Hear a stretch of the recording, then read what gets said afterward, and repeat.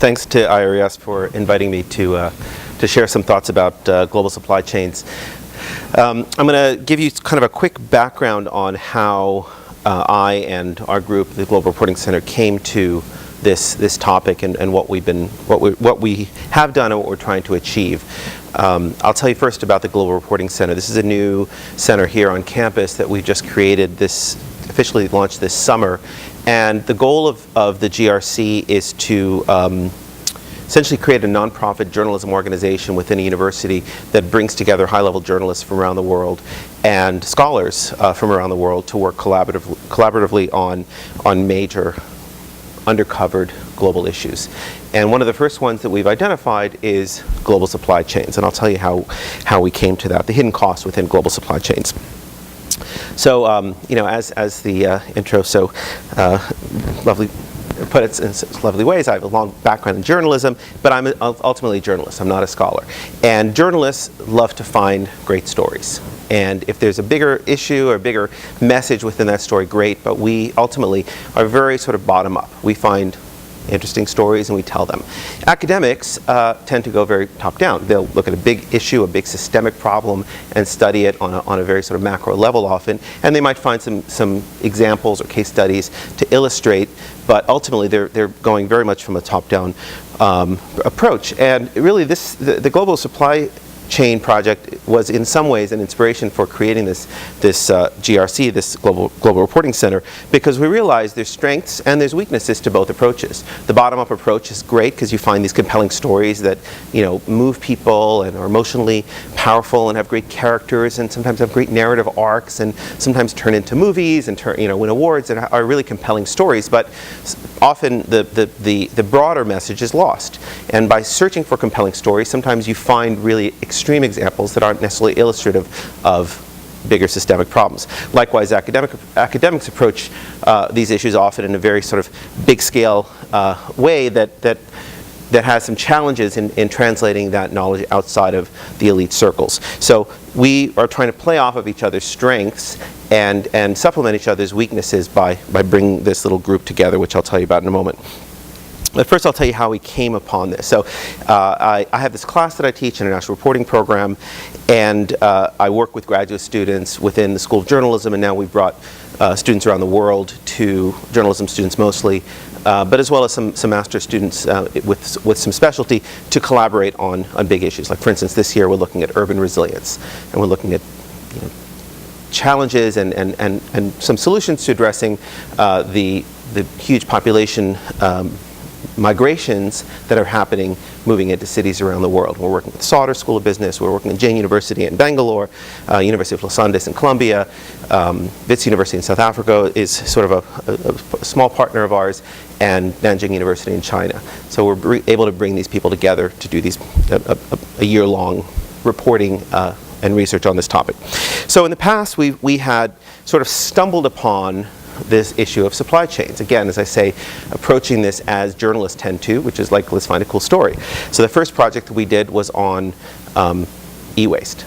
We were curious what happens to all of the electronic waste that we generate here in North America, that Europe generates, and even frankly that India and China and other countries that are growing and emerging generate.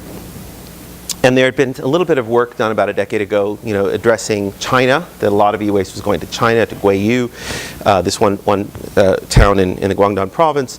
But the pathways were much more complex than that, and they went all over the world.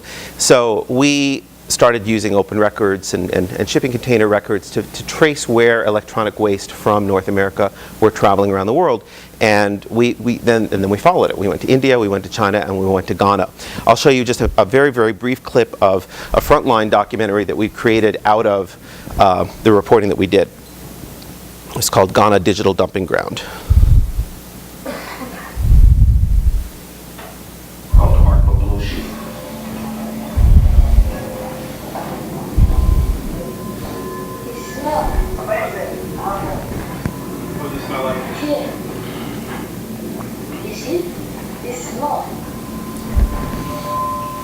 The smell comes from the burning of plastic from old computers and TVs. In the last few years, Aquaculture has become one of the world's digital dumping grounds, where the West's electronic waste, or e-waste, piles up hundreds of millions of tons of it each year. The boys scavenge a living from the metal remains. Scientists can't even find the words to describe it. There's no future. Mike Adane is a local journalist who's been writing about the boys at this e-waste dump. Life is really difficult, because they each year surrounded by e-waste, so much burning, a lot of toxic substances, and they basically are here to earn a living. But you can imagine the health implications of having to work here for these children whose bodies are still growing up. Some of the boys burn old foam on top of computers to melt away the plastic, leaving behind scraps of copper and iron they can collect to sell. Anyway, I won't play the whole thing because it's half hour long, but we found, obviously health issues here with burning of this electronic waste. There are these acid vats that are used mostly in China and India that have huge health implications, and there's also security issues. What we found in the dumps in Accra, in Accra, in markets in Accra, is the hard drives that were found in computers that ended up here were taken out and they were being sold. And some of those hard drives we bought them and they had personal information. They had social security and social insurance numbers. They had pictures, literally pictures of little kids and, like 5, 6-year-olds in the bathtub naked that people might put on their computer because it's a cute picture of your kid taking a bath. You don't think it's going to end up in a dump in Ghana, as well as sensitive classified information from the U.S. government. So it was pretty remarkable what kinds of things we found on these hard drives. We also looked at India and China and the sort of pathways that this electronic waste goes. And it was just kind of a nice, interesting story that kind of highlighted this one particular problem. It had some impact. It had some implications. Members of Congress used it to advocate for changes in the U.S. Government in terms of export laws. But we just kind of left it there. It was kind of a neat little story. And then the next year, we ended up going.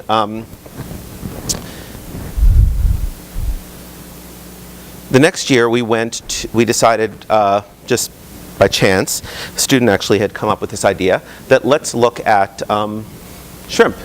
Thailand has intensive shrimp farming, often coastal shrimp farming. A lot of the mangrove forests, which are holding together, the coast, had been cut down to make way for farms. Tsunami had, caused some serious devastation throughout that region, particularly in southern Thailand.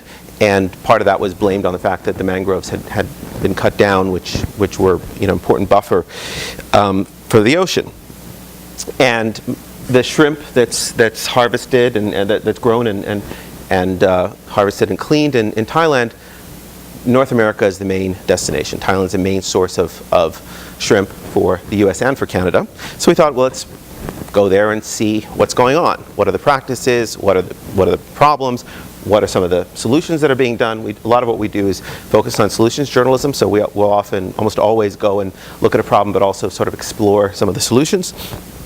So what we ended up doing was finding health issues, because antibiotics and other things that are being used in the shrimp, labor issues, abuse of particularly undocumented Burmese migrants was very common, and we actually spoke with some of these Burmese migrants sort of in keeping their identity secret. And we found, as I mentioned, the mangrove issues around that, and the implications to the oceans as well. I'll play you a little clip just because we don't have time to play everything. I'll play you a little clip from the reef piece because it gives kind of a good overview of some of the implications here. This is a project we did with the Globe and Mail.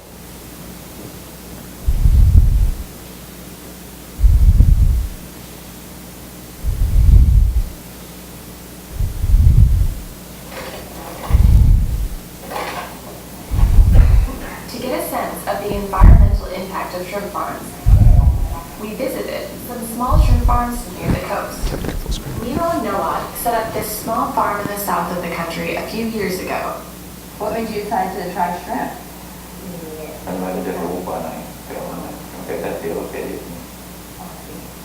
Farmers like him make a good living.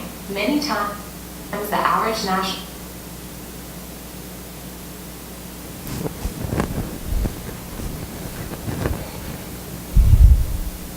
income in Thailand. What's going on right now? They're harvesting the shrimp by hand and nets in order to take them out of the water.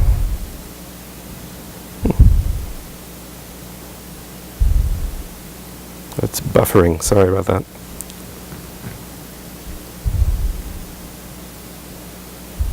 Thousands of shrimp grow to this size in about 4 months. Well, if it keeps doing this, I'll just summarize for you what we saw. He and his farmhands were harvesting the day we visited. Well, anyway, what we saw at this particular farm, this is a small farm, was that, I'm just going to mute it and maybe it'll sort of play in the background, is that wastewater from this particular farm and others were going directly into the valuable little into the ocean. baskets and packing them onto ice. I'm going to pause it. So they were going, the wastewater from these farms was going right into the ocean, and what was remarkable was when we went into the ocean, and there are many reasons for bleaching of coral, not least of which, of course, is ocean acidification and temperature issues, as well as trawling in this particular area and overfishing. But shrimp runoff was also a significant cause of the death of these reefs. And it was remarkable when you went down, and we actually ended up diving and filming these healthy reefs just, a few kilometers from the shore, that were far enough away from the runoff, and the ones that were near the farms were completely dead, and you could see the outlines of the corals that used to be there, and you can imagine some life that existed there years before with fish and sponges and live coral, etc. But it was dead. It was just gray, and there were a couple little gray fish swimming around, and otherwise there was nothing there. So it was really remarkable that the contrast that we found. So that was a nice little project. Got some awards, and we did a little piece for the Globe and Mail, and then we moved on. And then we went to Brazil, and we looked at the murder of Guarani leaders, these indigenous leaders in Brazil who were trying to reclaim their farmland, their ancestral land, from close to 100 years ago when they were forced off the land. When the border between Brazil and Paraguay was being sort of formed and moved, and these farms, many of these farms are sugarcane farms. Some of them produce, many of them produce ethanol. Some of it for an export, and we found that these farmers some of them were actually putting out hits on the Guarani leaders and actually having them killed. We did a project with the New York Times that actually led to the arrest of more than a dozen people who were implicated in one of these murders. Again, sort of this connection between maybe our consumption, the 10% ethanol that's in the gasoline that you might buy, or if you use pure ethanol, and people who you've never even heard of probably or never thought about, Guarani leaders Guarani tribes trying to reclaim their ancestral land, and the connections that we have through global supply chains. I'll show you one final just a 1-minute little clip of another piece that we did. We decided to,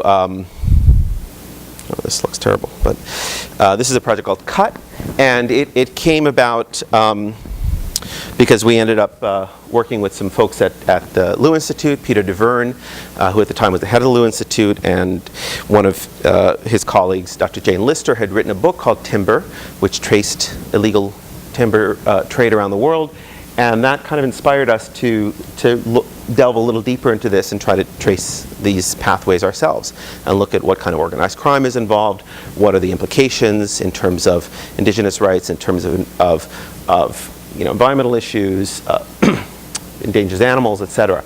And so we did this project called Cut, which got some attention and was a series in the New York Times. I'll play it. It's just like a little 1-minute intro that gives you a sense of it. I'm not sure why it's formatted this way, but.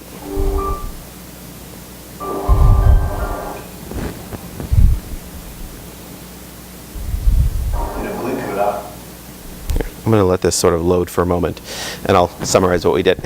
We went to Indonesia to look at at paper, in particular, paper production and the cutting down of rainforests to plant acacia trees. We went to Cameroon to look at some hardwood, specifically for use in guitars. Gibson Guitar, American company Gibson Guitar, had a lawsuit against it going on at the time. It was the first case of use of a particular law within the U.S. government that allowed the government to go after a company that was essentially trading in endangered or illegally trafficked wood. So Gibson Guitar had a suit against them. So we wanted to look at other guitar makers and what they were doing to try to address this issue. And we also went to I forget where we go. We went to Russia, the Russian Far East, right near the Chinese border, and looked at illegal logging, particularly of oak, that passes into Russia and goes into products that we buy. Goes into China and goes into products that we buy. And what often happens is they'll mix in illegally sourced wood with legally sourced wood, and in a way essentially laundering or cooking the books or cleaning the paperwork to show that it's all legal. In this particular case, we worked with Center for Digital Media, which is a master's program here in Vancouver that's affiliated with UBC, and we worked with some gaming designers there. And we created this very simple little game, which is a room. It was actually a loft, like a really nice loft in Vancouver that we photographed, that just had lots of wood, just like this room has lots of wood, just like most rooms have lots of wood. And then you click on the wood in the room. In this case, we might click on that, or click on the chairs, or click on this table. And then we figured out what species that wood was and traced it back to where that wood came from and what the backstory was of that wood. So hopefully this is now buffered and I can play you our 1-minute little intro. When the international market says, I now want this kind of wood, it will be gone from that forest.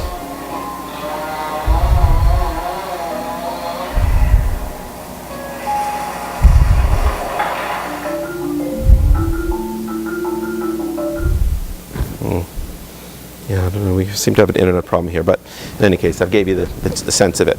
We went around the world tracing illegal logging. So anyway, these are sort of some of a number of different projects that we've done with students that touched on global supply chains. And when we were working with the folks at the Lew Institute, Peter DeVerne and Jane Lister and a couple other folks, academics we were working with, they were like, you have like a supply chain series here. I'm like, what? No, we're just stupid journalists. We just did some cool stories. They're like, no, you have like a whole series here on the hidden costs within global supply chains. So that got us thinking that maybe there is something that we could do here that's a little bit more directed, and actually start looking at this, bringing in academics to collaborate with us to look at all of the various hidden costs within global supply chains, and really sort of tap into their top-down approach, looking at the kind of policy issues and the systemic issues, and utilizing our abilities to find really interesting and compelling stories. So we brought on board academics around the world, as well as some journalists around the world. One of our partners that we recruited about a year and a half ago was Martha Mendoza, a reporter at the Associated Press, who I had some connections with in the past, and she had been doing some reporting on fishing, particularly in Indonesia. Her stories hadn't come out at that point yet, but since they've come out, they've won the Pulitzer Prize for Public Service, which is the most prestigious Pulitzer Prize, and virtually every other award that exists in American media. And I'll show you sort of the front page of her Associated Press story. And basically, their reporting found that Indonesian fishing organizations were kidnapping people off the street and literally forcing them to be slaves, chaining them up and making them fish for no pay and without any freedom.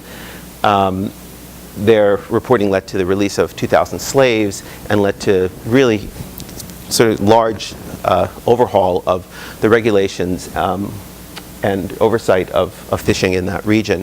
And some of that fish was coming right here to North America.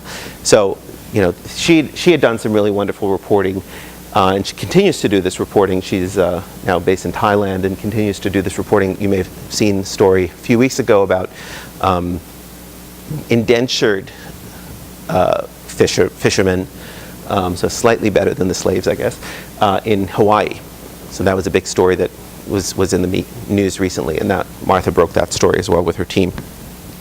So we brought journalists like her in to this, and we brought these wonderful scholars in to say, okay, well, what can we do? If we bring you all together and empower you to, assuming we have the funding, we're still applying for some funding, but we've gotten some funding, some funding support already.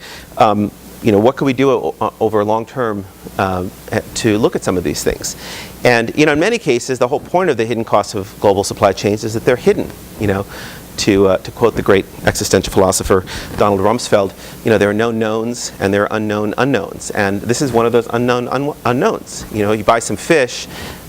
Who thinks, was there slavery involved in getting me this fish? That's not something we typically think about. So, if academics and journalists don't start digging for these things, they often won't surface. There's some things that there are known knowns. We know that, there's a carbon footprint of shipping. But what is that carbon footprint? And, when you buy fish that's caught off of the Pacific Northwest, you think, wow, I'm fulfilling my 100-mile diet pledge. I live in Vancouver and I bought fish that was caught here. I live in Seattle, I bought fish that was caught off the coast of Washington.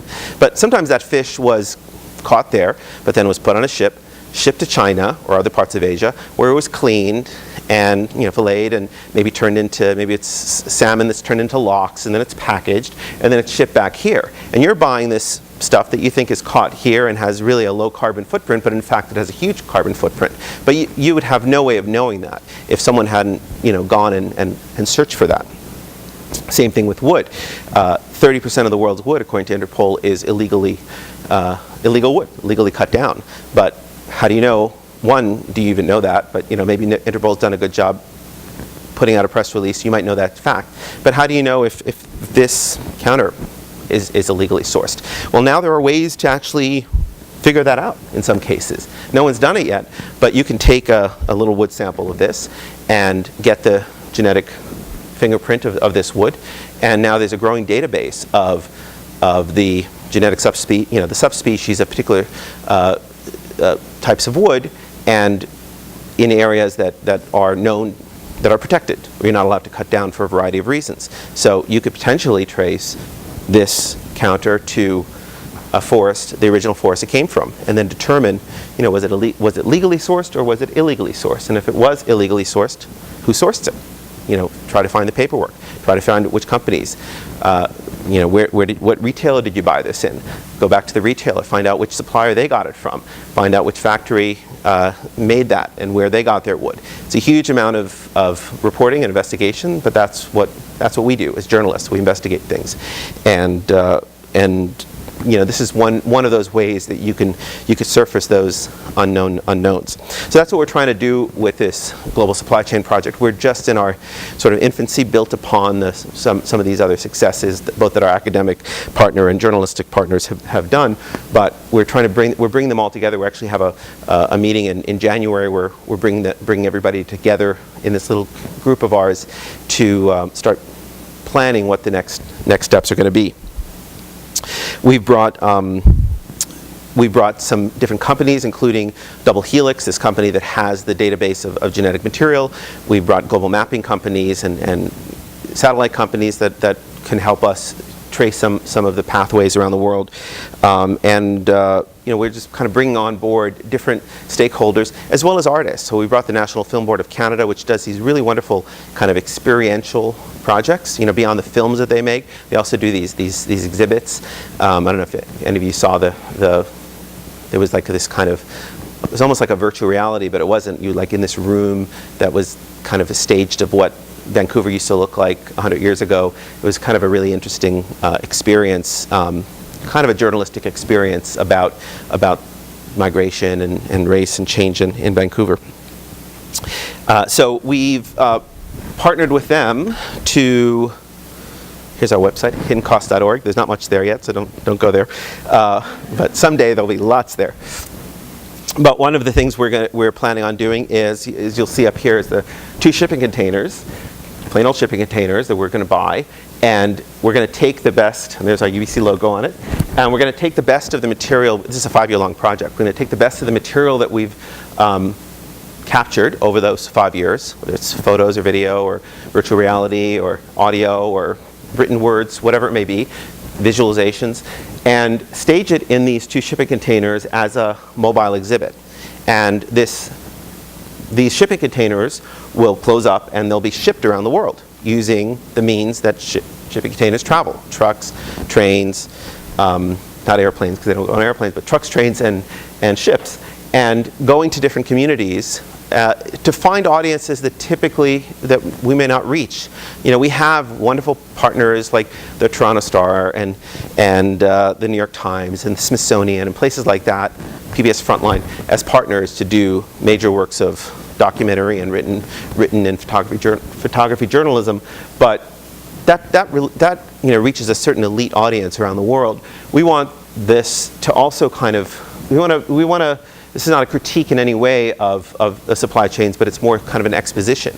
And there are a lot of people who work in supply chains who really have no idea of the connection between the work they do. They might work at Walmart headquarters, and they have no ill intention, but they don't really understand what their connection is to global supply chains. So this exhibit will go to small towns, go to port cities, go to different places where people actually are personally involved in supply chains, and basically share the different stories that we found about how interconnected we are and what the hidden costs are of the products that we buy. So that's a project in collaboration with the National Film Board of Canada. This is little drawings, and this is the path we're planning on doing in North America, and if we have the funding, we'll go beyond that.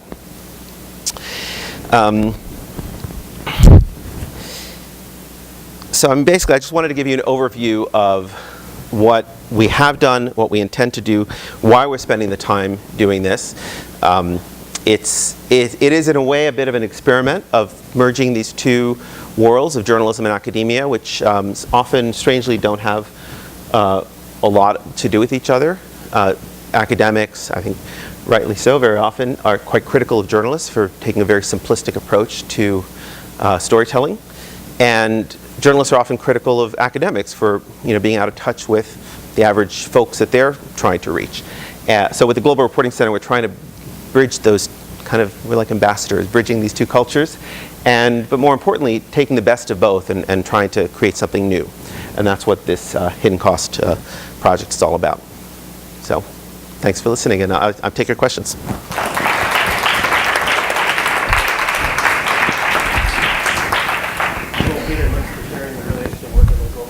Center. It's fascinating to see the way you're drawing on scholarly work and journalistic work and take those skills further down the line.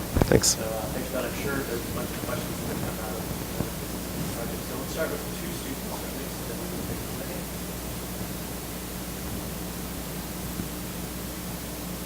Yes.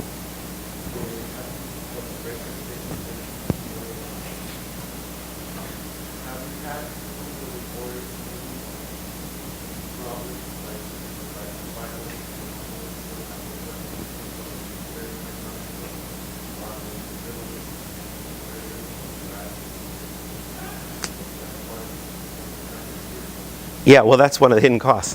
The death of journalists, unfortunately, and the imprisonment of journalists is one of those hidden costs that you don't think about, right?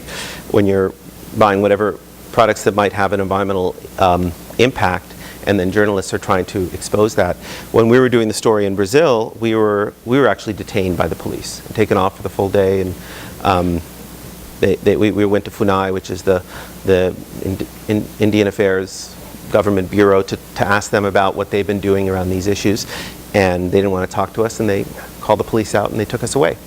So, I mean, we didn't rot away in jail for months, but many journalists do. And as you say, many are targeted, and there's well-known, well-documented history of journalists being attacked. In fact, environmental journalism is considered one of the most dangerous forms of journalism in the world, which I think a lot of people don't really think about. So yeah, that's there's a lot of risk to this kind of work. The project that the Associated Press did was incredibly dangerous, revealing all that slavery in Indonesia. Many of them were Burmese, So there was a really, really brave young journalist named Esther Hsu, who Burmese journalist who really led a lot of the reporting there and was incredibly brave. She was able to kind of navigate in a way that Western journalists might have been in more risk. But we're actually, this is off the record, but we're trying to bring her out actually to do a master's at UBC. She's really keen on coming out here. So, there's a lot of risk involved with this kind of reporting, for sure. There's no question about it. Yes?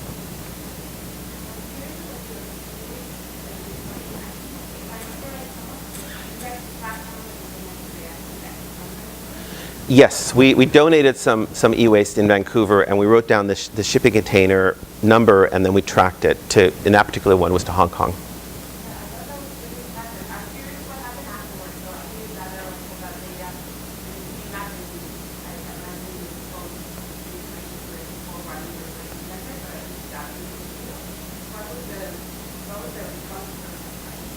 So the question was, what was the response from the?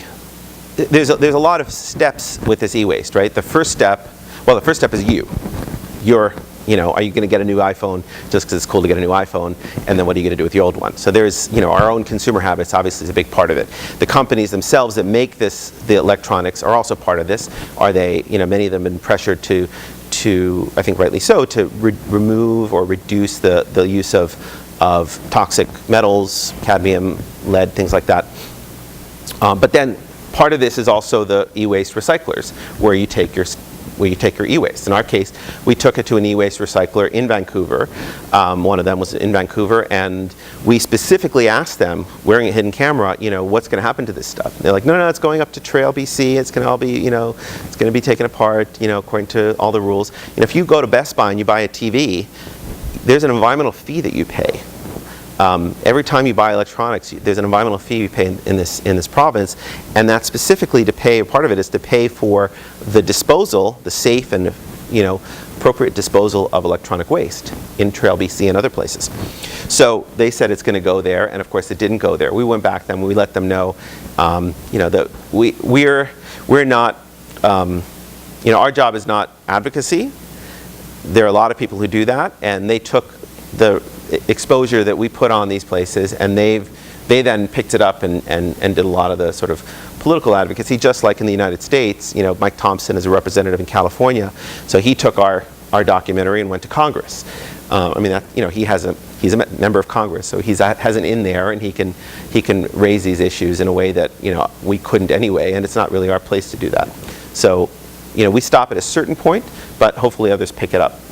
That's the best I could say. Anywhere? Yeah.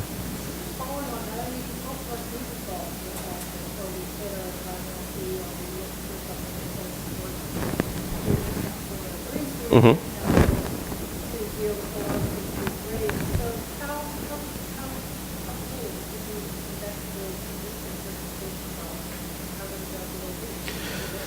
Yeah, that's a really good question. So how far have we gone, and will we go in looking at certification? Because a lot of Western consumers, we don't have time. We, meaning just citizens, we don't have time to vet every single thing. If something says ocean wise, okay, hopefully the ocean is not being killed by my buying this. If something says forest stewardship, or with electronic waste, there's e-stewardship certification. You trust that.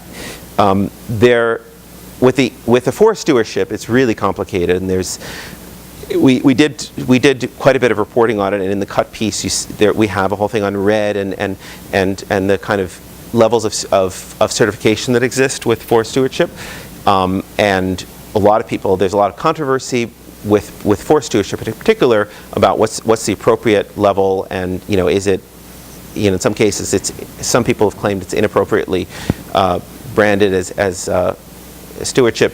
With electronic waste, there's a group called Basel Action Network that actually offers the e-stewardship badge, and they've gone back and actually now they've just started doing this, and we've done a follow-up story with Center for Investigative Reporting in collaboration. It's going to be a podcast on the show Reveal. It's a public radio show in the US and a podcast. It's going to be coming out later in the fall. So they've gone and they've put tracking devices in electronic waste, and they've donated it to the places that have their e-stewardship seal, and then traced it and figured out, oh, some of those places actually are not. They actually just put out a report, I think 2 weeks ago, exposing some of the people who had paid them for their stewardship and showing that they actually are not disposing of this in the appropriate way, and they're shipping it off to China or whatever they're doing, sort of breaking the rules. So I think we could do a lot more, and as we move forward, I think that's going to be a big part of it too, of you know, the reliance that consumers have on these. How safe and accurate is it to rely on those? But it's hard. It's really hard to do that, and it's also pretty wonky stuff. So it's hard to kind of get that across. Like, it's, you know, going into a forest and seeing an old-growth forest being cut down illegally. That's kind of cool and sexy. When you start talking about certification, people kind of glaze over. So we have to find ways of making that really compelling too.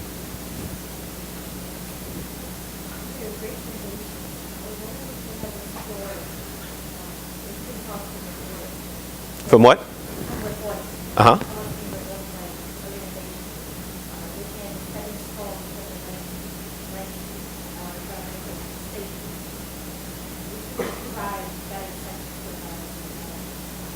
So, but what do you mean by hidden costs, though, or the implications?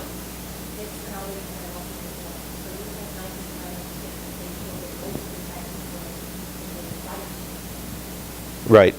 So yeah. So the question is, you know, how much have we done looking, and how much do we want to do looking at the sort of externalities and the value chain? I mean, I'll give one example. Nike is one we have not looked at. Nike's gotten, of course, a lot of attention for labor issues, but with the shrimp project, for instance, we looked at Walmart. So Walmart had come under a lot of criticism over the last decade or so about their environmental impact of all of their work.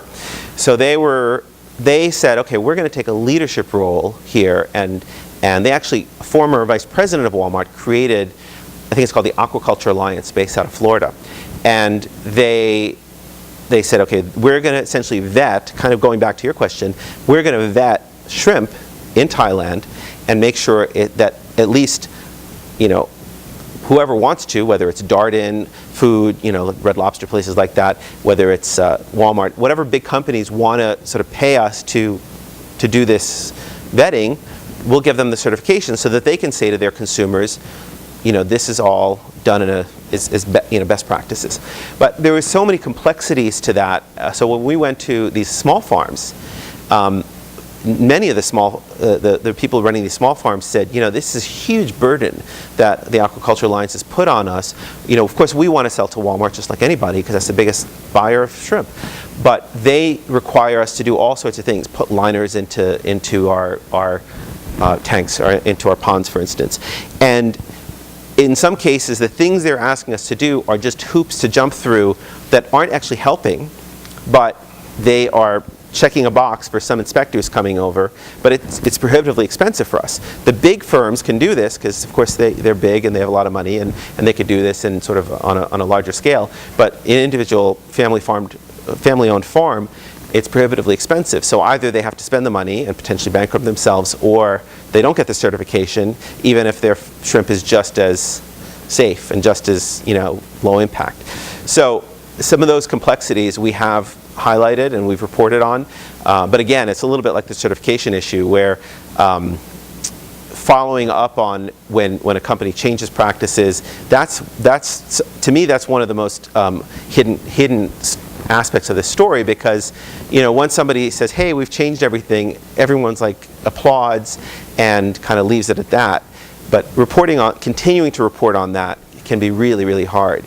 But I think it's a very important aspect. I mean, Unilever has been, you know, one of the leaders that said they're going to make all these big changes, but some of those changes, you know, a lot of people say haven't been made, and it's hard to get access to that information. The companies often act like you're beating up on them, like you've exposed us already, we changed our practices, why do you keep following up with us? So that's one of the challenges about it. Yes?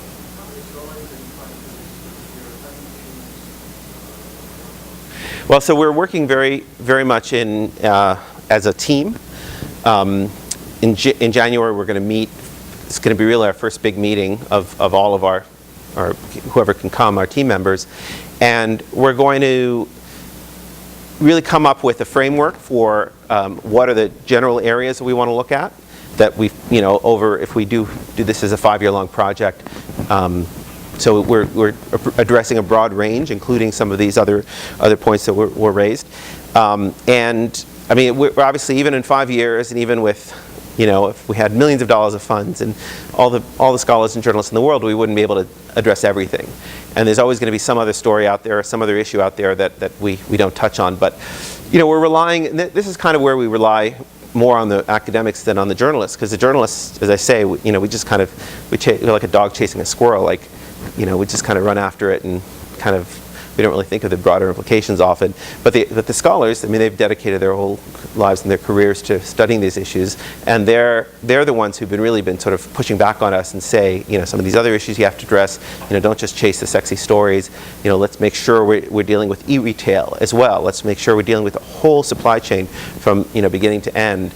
And some of those aspects of the supply chain are harder to report on. Some of those aspects of the supply chain are less compelling on a kind of a very simple storytelling level, but we're trying to address all of those. And in some cases it may not, sometimes we're also going to be producing some academic work. So in some cases the output may be more of an academic output than a journalistic output, which is fine.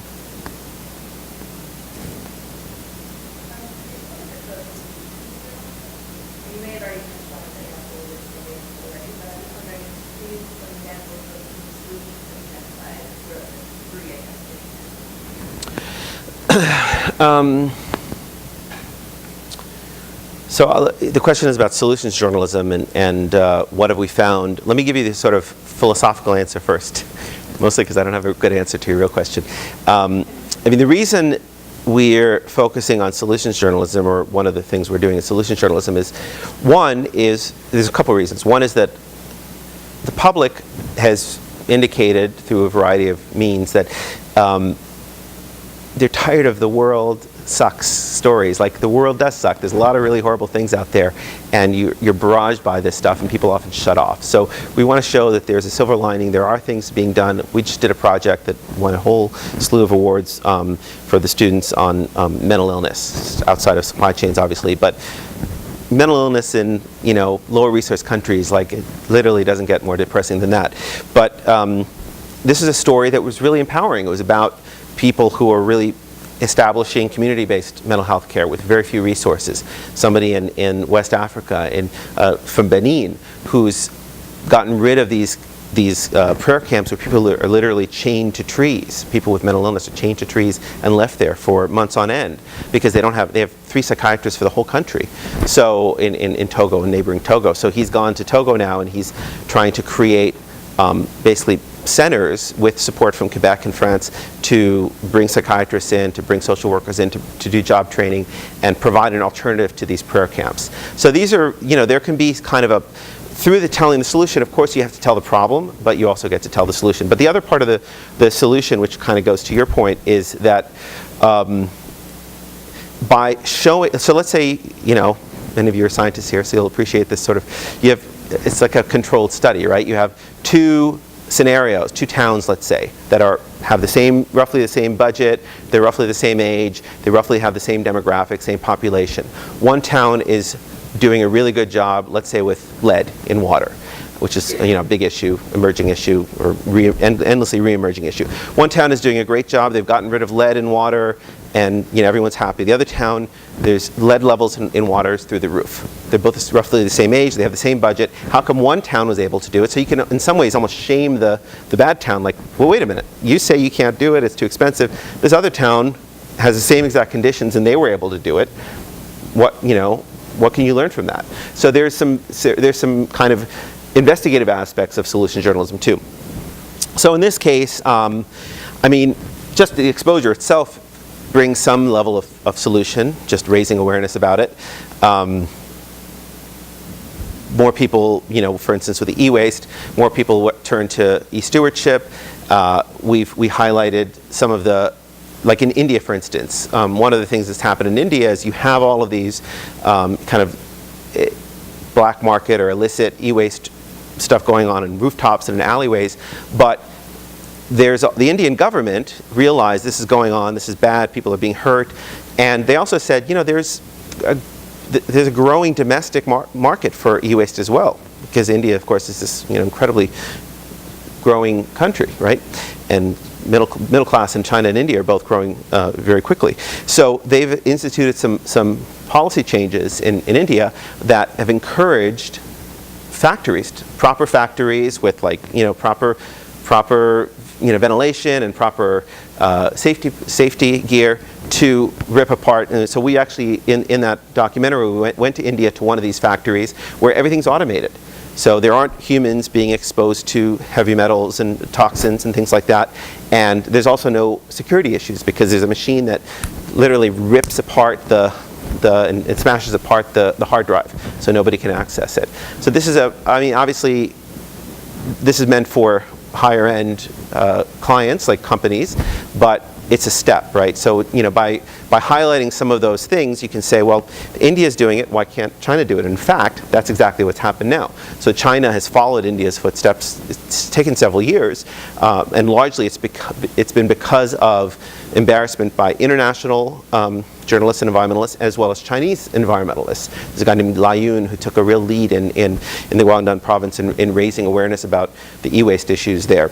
And they've now, this town of Guayu, and if you watch our little documentary that you can see on our website, Guayu was unbelievable. There was e-waste everywhere. It was worse than that Ghana stuff that you saw. It's like, you can imagine. That's all gone. It disappeared last fall. So we actually sent a reporter back to find out what happened. Where did all this e-waste go? It was the world's e-waste, literally the world's e-waste dump. Like it was most famous, the largest dump in the world. And it's all disappeared. What happened was that China said, we got to get this under control. And they've now instituted these factories where everything's done under much more controlled circumstances. So, sometimes there is a good news story and there's some change, and that's what we ended up reporting on. There's some bad news to that too. So stay tuned. But other questions? Thank you.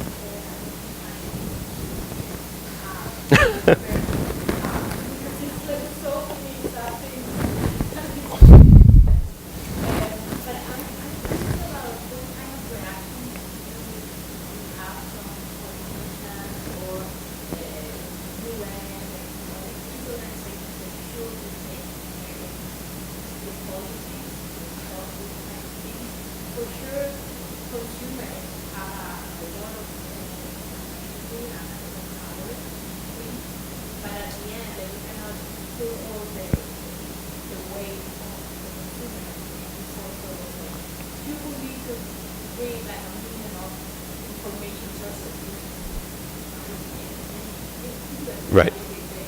So I'm curious to see if they are open to this kind of board, are they like funding this kind of initiatives, or kind of the opposite, because they don't want us. So, but you mean specifically like UN and NGO in that level?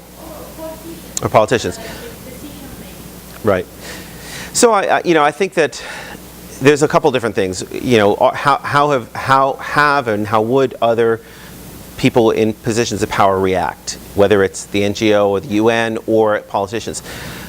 Ultimately, everyone is answerable to us as citizens, right? Especially when you talk about politicians. So if we elected politicians, we in Canada and other parts of the world, who don't care about these issues, and then we're sending the message we don't care about these issues. So, and if the politicians are not addressing these issues, and we do care about them, hopefully we'll vote them out of office and send the message. So in many ways, it ultimately does come down to us. And what you have seen, like with Walmart, for instance, Walmart's changes, and not just, I don't want to focus on Walmart, Unilever, several of these companies' changes Nike's changes, were as a result of consumer pressure, right? Because consumers were like, I don't want to be buying stuff that is made by slaves. I don't want to be buying stuff that's polluting and destroying the world. So there is some reaction that companies do have. But then there's the regulatory aspect where, companies will get away with what they can get away with because they want to maximize their profit, for their shareholders. So regulations can come in there. And of course then you start talking about real complexities because you have lobbying pushing back against regulation, politicians who are trying to regulate and are trying to do a good job. the United Nations has like with the legal logging, they have a really important role because it is such an international trade, right? So interestingly, it's the UNODC, the UN Office of Drugs and Crime, which monitors illegal timber. And that's because the pathways that wood is traded around the world are parallel and often on the backs of the pathways that drugs and the sex trade and the various black markets and illicit trades that exist in the world. Some of the same people are also involved in the illegal exotic animal trade. There are these very similar players and pathways. So it's UNODC that ends up doing this work. We actually went with UNODC in Indonesia on a mock raid. They were training. They'd go with their little compasses and with their guns out and stop illegal loggers. So that's one of the things they've been doing in Indonesia and other parts of the world. So I mean, I'm not sure if I'm answering your question, but I mean, they certainly are. All of those, they're all part of the story, right? There are a lot of moving parts here. There's the regulators, there's the governments. We all play a role in this, and I think to do an appropriate job of reporting on this, broadly, especially with the luxury of time and budget, if we have that, we have to address all of those issues as well. We are rapidly approaching 1:30. We have a second quick question. I think we can maybe do a quick response. Sure.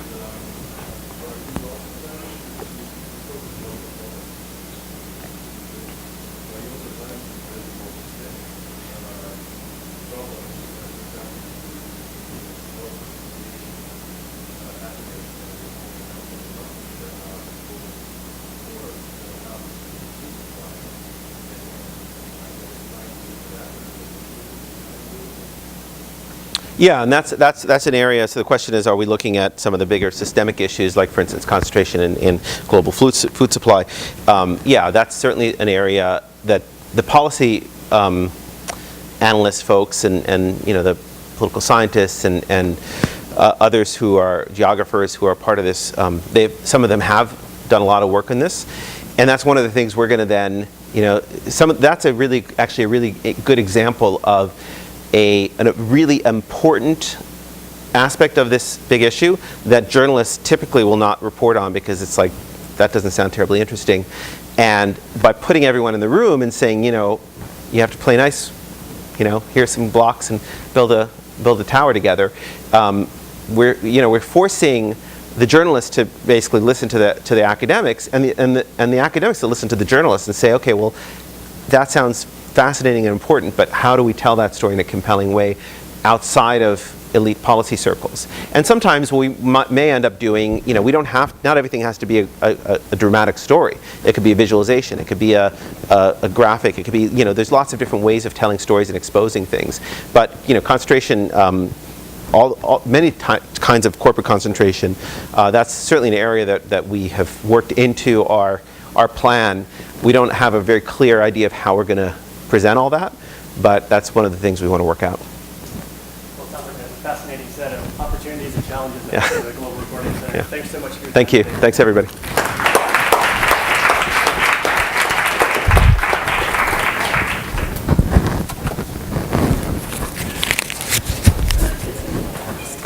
Thank you. Well, look forward to keeping track of that website. Yeah, thanks. Yeah, thank you Hi. very much. Oh, nice to see you. Hi. I've been meaning to email you, actually. Yeah, I'm leaving town today, and I'll be back after Canadian Thanksgiving, and we can follow up then. We will set up a meeting. Excellent. Yeah. Good. To see you. Thanks. Nice to